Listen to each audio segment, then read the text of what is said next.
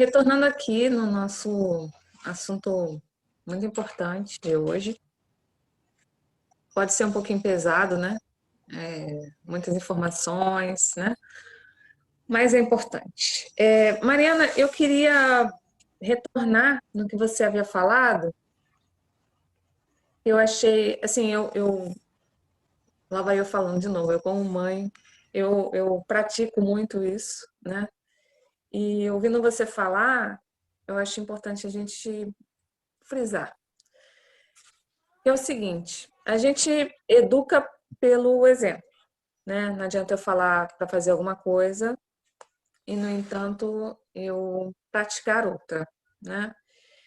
E aí você tocou num assunto que eu acho muito bonito de se falar, aliás, que é você dar voz à criança. Nós somos uma sociedade que ainda tem muito um ranço, certo ranço, né? De falar que você precisa respeitar. Veja bem, não me ponha numa fogueira, calma. Você precisa respeitar os mais velhos. Não que eles não sejam respeitáveis, mas não é só os mais velhos.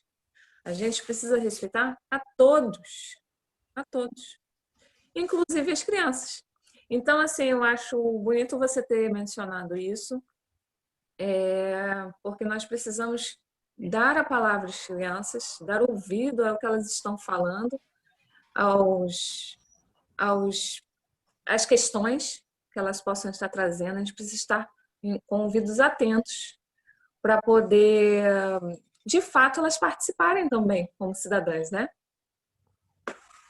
Eu acho importante, Samantha, pegar exatamente nessa questão, porque nós vivemos numa sociedade que a criança muitas vezes não tem voz, né? Principalmente as crianças de periferia, principalmente as crianças que são negras, né? Muitas vezes não são ouvidas, sempre são silenciadas ou questionadas antes de poder se pronunciar, né? E nós precisamos discutir muito sobre isso, né? Para que as famílias tenham ciência, né? Do ouvir, do diálogo familiar, de transformar isso numa ação que ele possa levar para a vida. Então, eu acho que começa em casa, mas a escola tem esse papel de ajudar na construção cidadã, na construção da vida em sociedade, de entender como isso funciona. Puxando aqui para o meu lado de educação, né? Nós já trabalhamos, inclusive eu com a Lívia, fizemos um projeto falando sobre pequenas corrupções, onde os alunos tinham que perceber. Nós fizemos um trabalho em português e em espanhol, que é a área de atuação da Lívia, e nós fizemos exatamente discutindo questões do dia a dia, coisas que praticamos, coisas que eles vivenciam no âmbito familiar, e como isso era respeitado e como isso era considerado para aquela criança. Se aqueles atos eram realmente infrações, se eram banalizados, se era contextualizado. Apresentamos Cortella, né, para esses alunos, e eles começaram a se colocar, produziram textos, inclusive em espanhol, falando do que eles percebiam, do que eles vivenciavam com relação a essas corrupções. Então, eu acho que é importante.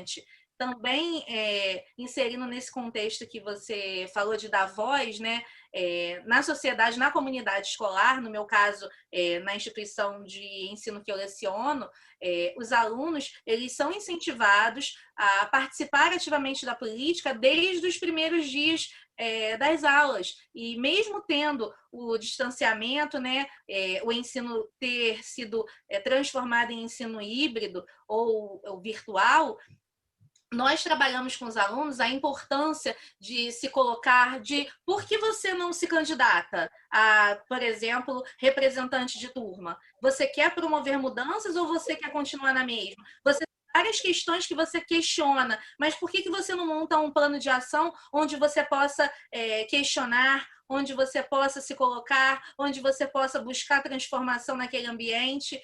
Então, assim, eles são motivados a construírem uma proposta onde eles apresentam a turma, onde eles podem ali levantar entre a turma mesmo, né, naquela roda de conversa, quais são as questões que eles acham que eles podem melhorar ou que eles podem implementar na escola, e esses assuntos são respeitados sim na escola. A escola dá abertura para os alunos se colocarem, a gente busca, na mínima participação, buscar o extremo. Por exemplo, se tem uma aula passeio, por onde nós começaremos o nosso roteiro? Vamos fazer através da votação? Ou o representante de turma vai buscar com vocês qual o primeiro lugar ao qual vocês querem visitar? E nós vamos, assim, inserir nesse contexto do roteiro da viagem? Ou como nós vamos trabalhar isso? Ou um dia de recreio diferente? Ou um tempo a mais, ou uma bonificação, isso tudo é trabalhado, mostrando que para você receber alguma coisa, você também tem que oferecer. Nada é banalizado, né?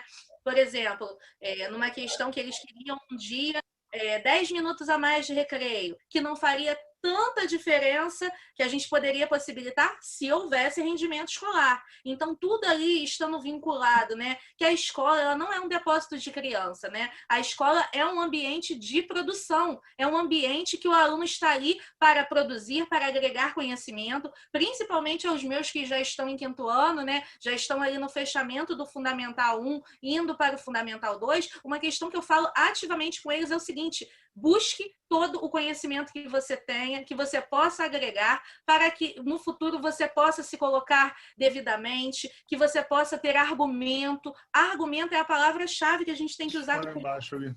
Entendeu? Eu acho que é uma questão que a gente tem que falar. Você não adianta chegar no grito ou chegar só no questionamento se você não tiver um argumento plausível. Então, essa construção a gente tem que criar na criança, né? Muitas vezes as crianças não entendem que elas têm essa participação, mas elas precisam entender que elas são seres participantes da comunidade escolar e que elas têm direitos e deveres que devem ser respeitados, que devem ser transmitidos. E, assim, eu acho que começando isso desde a infância, você, quando eles chegam no 5º ano, eles já estão preparados a exatamente a montar um plano ali de governo, né? Montar ali uma estrutura para que eles possam agregar a turma, né? Como se fosse um grêmio estudantil, como era na minha época escolar. Sim. Então, puxando aí o que você acabou de falar, como é que funciona esse projeto das eleições escolares? Como é que é esse formato? Se você puder explicar um pouco. Então, nós fazemos o seguinte: primeiro, através da própria história, né, nós buscamos ali a motivação, a participação política, trazemos desde do início da Constituição, de quem tinha direito a voto ou não, como o Antônio mencionou, fazemos uma retrospectiva de todos os anos constitucionais, de quando a mulher passou a ter direito ao voto, da primeira mulher eleita deputada federal, e a gente vai trabalhando isso, e através disso, buscando todo esse contexto histórico, a gente vai entendendo que o aluno está ali participando da história, né? Que ele é participante da história, ele está ali construindo a sua própria história. E como construir a própria história se você só está ali abaixando a cabeça e dizendo sim, né? Como na época do voto de Cabresto, onde tudo se conformava, né? Onde você só reproduzia o que o candidato gostaria e não se colocando. E aí a gente vai motivando, mostrando quais são as regras da instituição, como você pode criar ali um ambiente saudável para que você possa discutir as questões que te incomodam ou que você quer elogiar ou que você quer agregar àquela comunidade escolar. Eles montam cartazes que ficam expostos na sala de aula. Nós explicamos exatamente a eles o que não deve ser feito, como compra de votos, oferecer balinha para o amigo, ou intimidar o amigo de que se ele não votar não será mais amigo. Então, nós trabalhamos desde as questões relacionadas ao próprio bullying, né?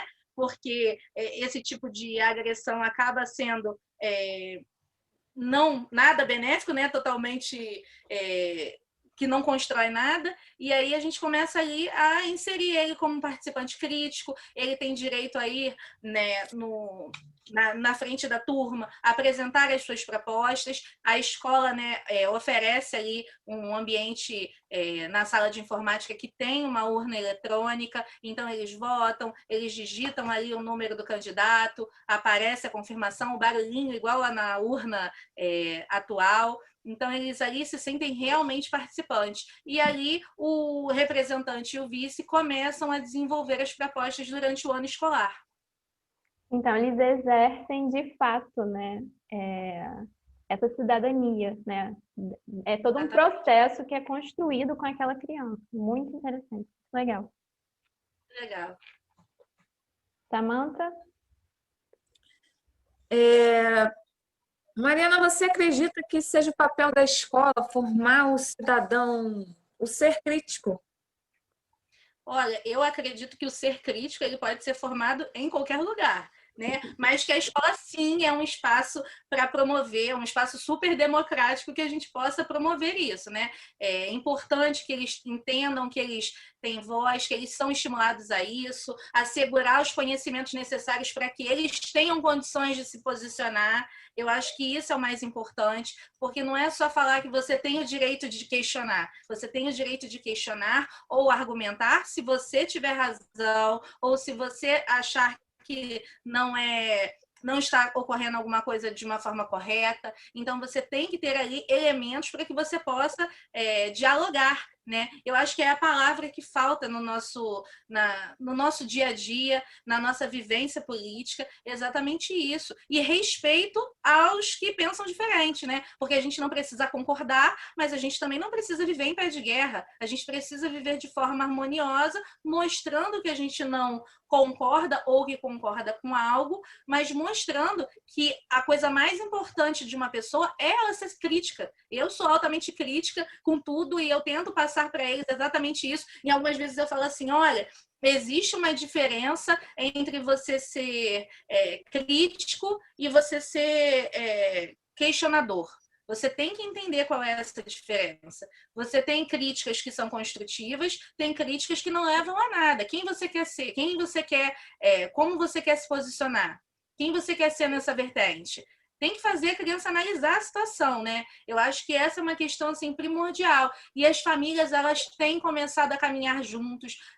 Eu entendo que muitos deles, né, a maioria, um pouco mais velho do que eu, mas que viveram época muito lá.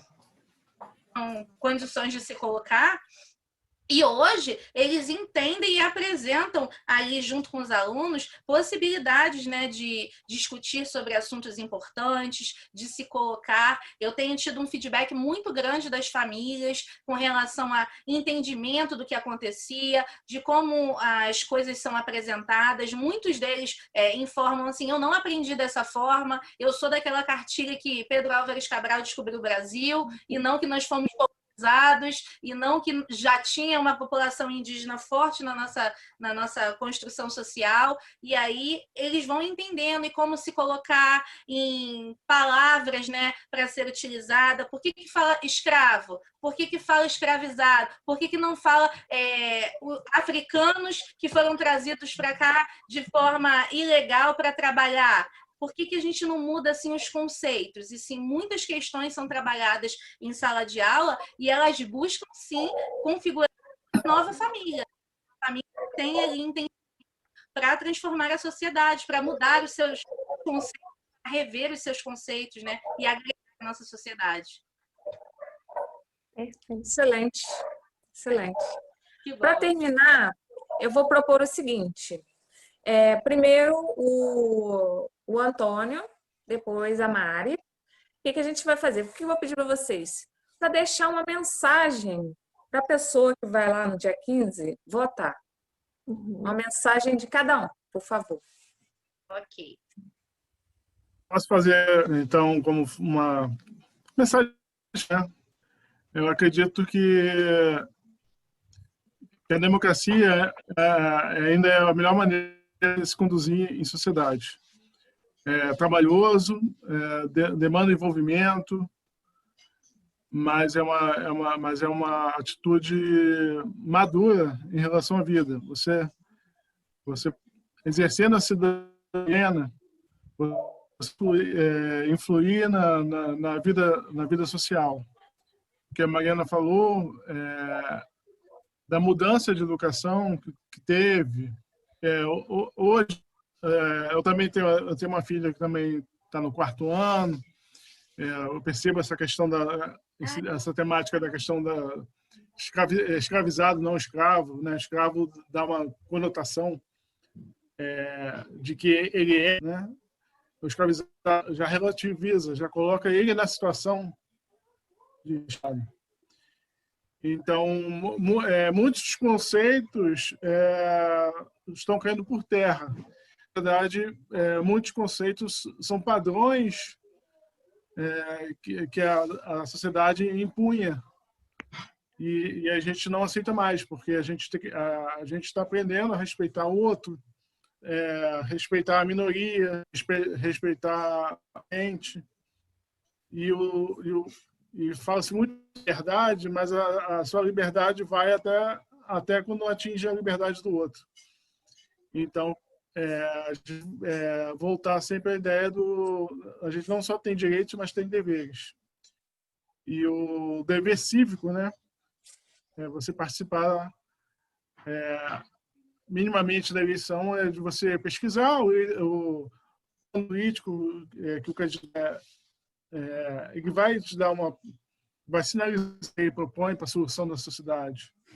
Então você tem como dever escolher um deles e acompanhar. E caso o seu candidato não seja eleito, você fiscaliza aquele que foi eleito. A participação democrática vai desde a família, escola, igreja,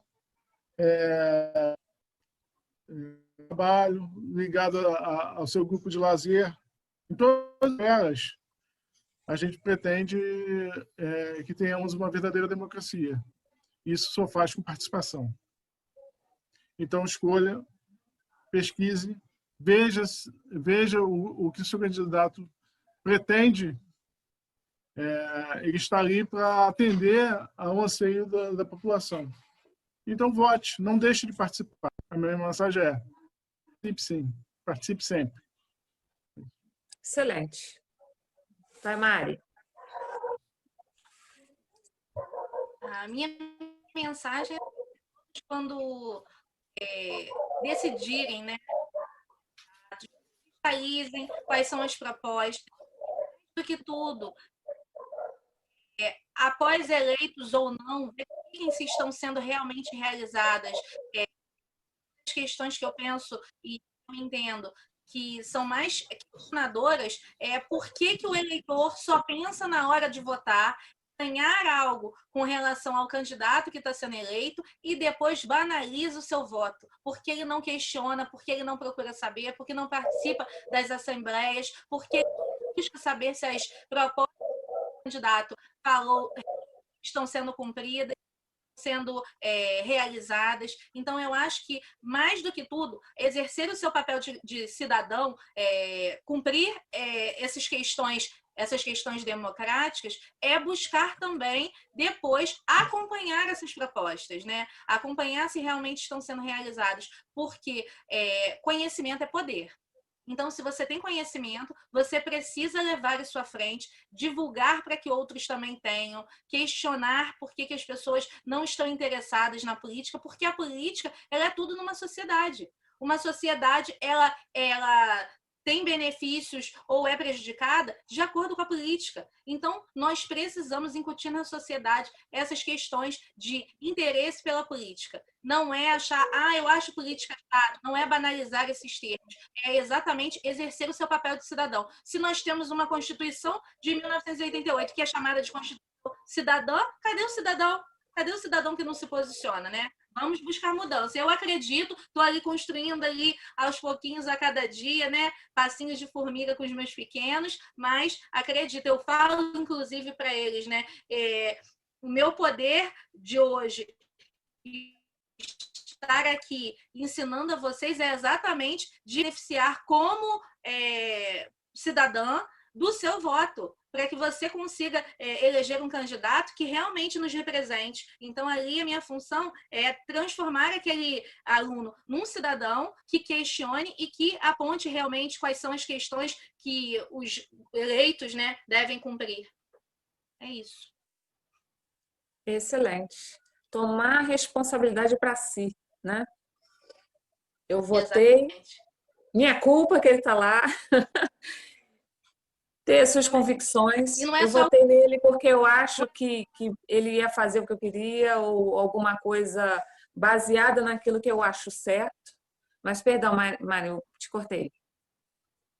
nada, é só eu falei assim, não é só eu avisei, né? Porque tem muita gente que fica assim, eu avisei que ele não era um bom candidato. Oi, você avisou, então por que você não promove ali uma conferência, uma assembleia na sua própria comunidade para que vocês possam intervir? Por que nós ficamos ali totalmente consentindo com tudo que acontece sem se manifestar, sem buscar ali mudanças, propostas, transformação social, né? Um povo que está ali exatamente só toda hora sendo bombardeado e que não pega para si a responsabilidade. Vamos promover mudanças. Espero que tenhamos aí uma eleição justa, uma eleição com qualidade, candidatos que nos representem de verdade, né? Não só aqueles que aparecem somente na época de eleição. Então, vamos ver. Seguimos na luta. Eu queria agradecer. Verdade. Muito boa essa conversa, aprendemos muito. Isso é muito importante. Tomara que essa mensagem seja ouvida. É necessário que ela seja ouvida. Então, nós agradecemos aqui do Cultivando Mundos, eu e a Lívia, sempre muito felizes em atender as pessoas aqui, estar aprendendo. Muito obrigada, Mariana. Muito obrigada, Antônio. Vocês foram valiosíssimos essa noite. Agradeço também a todo mundo que, porventura, esteja ouvindo também depois, né? Pode falar. Agradeço a oportunidade, espero que agradeço a oportunidade de poder falar e espero que tenha compreendido aí. É um assunto palpitante, então se deixar a gente fala a noite toda aqui. Faz parte. E às vezes e hoje as pessoas querem resposta imediata, só que a resposta não é o final, a resposta é o caminho. A pergunta é o caminho. Perfeito. Não importa o que você pergunta. Perfeito. Aí. Pode falar, Mari. Agradeço muito imensamente esse convite. Falar de educação para mim é a coisa mais importante. Eu vivo educação, eu respiro educação. Mais do que isso, eu vivencio dentro da minha casa também, tenho um filho, e aí busco o tempo todo valores de um bom cidadão, respeitador, que entenda o papel da mulher na sociedade, que seja uma criança, né, que respeite a todos, independente da sua opinião, da sua orientação sexual ou dos seus posicionamentos, mas que se coloque quando for necessário. Assim, foi ótimo participar, adorei o convite, estou muito feliz, espero que alcance uma quantidade de pessoas que se interessem nessa mudança social e vamos aí seguindo, transformando a sociedade, né? Estamos aí para isso. Estamos aí para isso. Muito obrigada, uma boa noite para todos. Muito obrigada. Um grande beijo. Um beijo. Boa noite. Obrigada, tá? Obrigada, Antônio, por participar com você. Tchau, Tchau, queridos.